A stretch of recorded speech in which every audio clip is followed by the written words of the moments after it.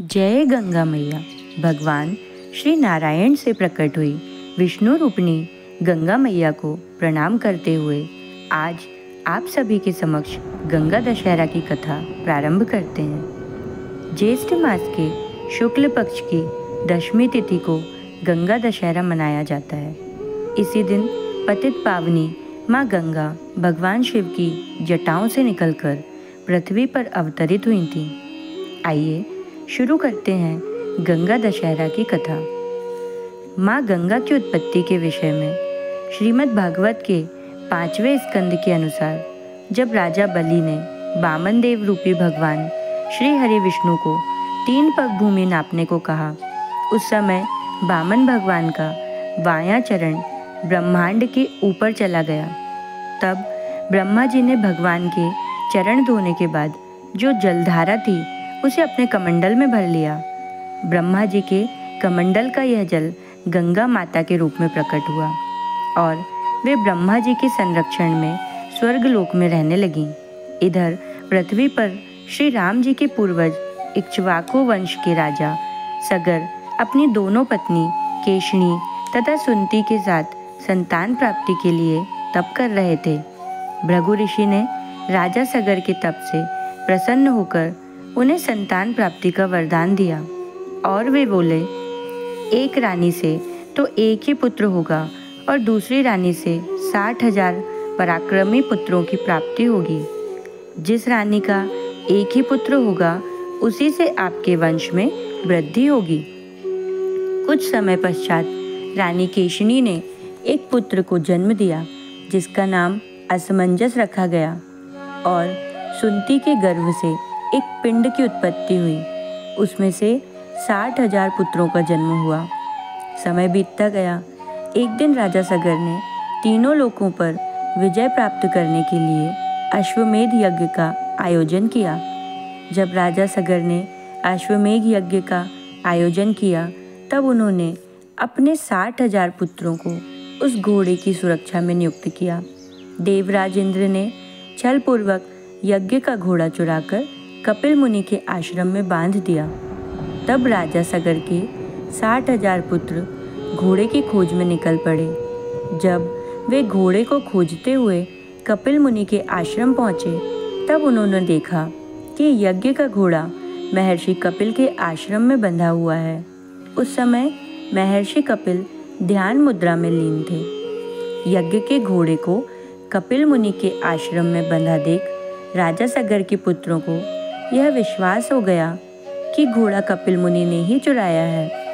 इस पर वे महर्षि कपिल के अपमानजनक शब्द कहने लगे एवं युद्ध के लिए ललकारने लगे, जिसके परिणाम स्वरूप महर्षि कपिल की समाधि टूट गई। तपस्या में लीन कपिल मुनि ने जैसे ही अपने आंखें खोली, उनके क्रोध से जलकर राजा सगर के सभी 60,000 पुत्र वहीं भस्म हो गए। राजा सगर के पुत्रों का अंतिम संस्कार ना हो पाने के कारण उनकी आत्माओं को मुक्ति नहीं मिली और वे भूत प्रेत बनकर विचरने लगे।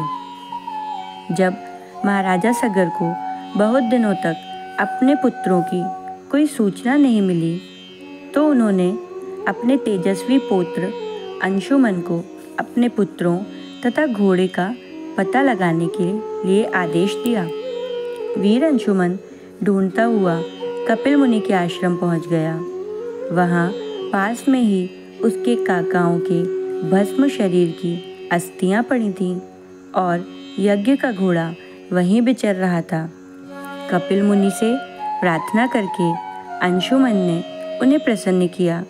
प्रसन्न होकर कपिल मुनि ने अंशुमन को बताया कि यदि पवित्र गंगा जलभस्म हुए सगर पुत्रों पर छिड़का जाए तो उन्हें मुक्ति मिल जाएगी। इसके पश्चात अंशुमन अयोध्या पहुँचे और अपने पितामह को सारा वृत्तांत सुनाया। महाराजा सगर अपने पुत्रों के उद्धार करने के लिए गंगा को स्वर्ग से धरती पर लाना चाहते थे, पर ऐसा करने के लिए उन्हें कोई भी युक्ति न सूझी। तब अंशुमन के प्रतापी पुत्र राजा दिलीप हुए। राजा दिलीप का धर्मनिष्ठ पुत्र भगीरथ जब बड़ा हुआ तो अपने पूर्वजों की आत्मा की शांति के लिए गंगा जी को पृथ्वी पर लाने का बीड़ा उठाया और ब्रह्मा जी की घोर तपस्या की और ब्रह्मा जी भगीरथ की तपस्या से प्रसन्न हो गए और गंगा को पृथ्वी पर भेजने के लिए तैयार हो गए। तब ब्रह्मा जी ने देवी गंगा को आदेश दिया कि वे पृथ्वी पर जाएं और भगीरथ के पूर्वजों को मोक्ष प्रदान करें। तब देवी गंगा ने कहा, हे राजन, तुम मेरा पृथ्वी पर अवतरण चाहते हो, परंतु इतनी ऊंचाई से जब मैं पृथ्वी पर गिरूंगी तब पृथ्वी मेरा वेग सहन नहीं कर पाएगी। मेरा विचार यह है कि मेरे वेग को संभालने की शक्ति केवल भगवान महादेव में ही है। इसलिए मेरा वेग संभालने के लिए महादेव का अनुग्रह प्राप्त कर लिया जाए। तब राजा भगीरथ ने गंगा जी के कहे अनुसार भगवान भोलेनाथ को प्रसन्न करने के लिए कठोर तपस्या की और अपने तप से भोलेनाथ को प्रसन्न करके उनसे निवेदन किया कि हे प्रभु, आप जटाओं में गंगा जी को स्थान दें। तब भगवान शंकर जी ने गंगा जी की धाराओं में से को अपनी जटाओं में समेटकर जटाओं को बांध लिया। परिणाम यह हुआ कि देवी गंगा की जटाओं से बाहर निकलने का रास्ता ही नहीं मिला। अब महाराज भगीरथ को फिर चिंता हुई और उन्होंने फिर से भगवान शिव जी से प्रार्थना की। तब भोलेनाथ ने गंगा जी को जटाओं से मुक्त करने का वरदान दिया और भोलेनाथ ने अपनी जटाओं में से एक लट को खोलकर गंगा जी को मुक्त किया, जिससे गंगा जी की अविरल धारा पृथ्वी पर प्रवाहित हुई। तब राजा भगीरथ के राज्य की ओर जाते हुए गंगा देवी के शक्तिशाली प्रवाह एवं प्रचंड वेग से ऋषि जानु का आश्रम नष्ट हो गया, जिससे जानु ऋषि बहुत ही क्रोधित हुए। उनका क्रोध इतना अधिक था कि वे अपने क्रोध में पूरी गंगा को पी गए। इस घटना के पश्चात महाराज भगीरथ के साथ सभी देवताओं ने ऋषि जानु के समक्ष क्षमा याचना करके उनसे देवी गंगा को मुक्त करने का आग्रह किया, ताकि देवी गंगा जन कल्याण के उद्देश्य की पूर्ति कर सकें।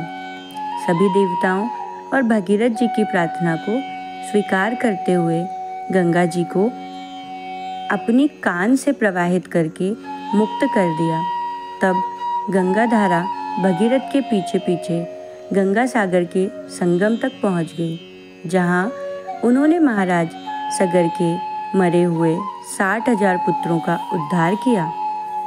जानु ऋषि द्वारा मुक्त करने के कारण गंगा जी को जानवी के नाम से जाना जाता है। पुराणों के अनुसार भगवान शिव ने ज्येष्ठ मास के शुक्ल पक्ष की दशमी को गंगा जी को अपनी जटाओं से मुक्त किया था। इस दिन गंगा स्नान करके जप दान आदि पुण्य कार्य करने से श्रेष्ठ फल की प्राप्ति होती है। गंगा जी भगवान विष्णु के चरण कमलों से निकली हुई हैं और भगवान शिव ने उन्हें अपनी जटाओं में धारण किया है। इसलिए गंगा जल का स्पर्श मात्र भी सारे पापों को धो देता है। गंगा दशहरा के दिन गंगा में स्नान का अत्यधिक महत्व है, किंतु जो लोग गंगा स्नान के लिए जाने में असमर्थ हैं, वे घर में ही स्नान के जल में गंगा का जल मिलाकर स्नान करें या किसी अन्य पवित्र नदी में गंगा मैया का स्मरण करते हुए स्नान करने से अनंत फल प्राप्त होता है। तो मित्रों, यह थी गंगा दशहरा की कथा। यह कथा आपको कैसी लगी कमेंट करके ज़रूर बताएं एवं वीडियो को लाइक व चैनल को सब्सक्राइब करना ना भूलें। वीडियो देखने के लिए धन्यवाद। जय गंगा मैया। श्री शिवाय नमस्तुभ्यम।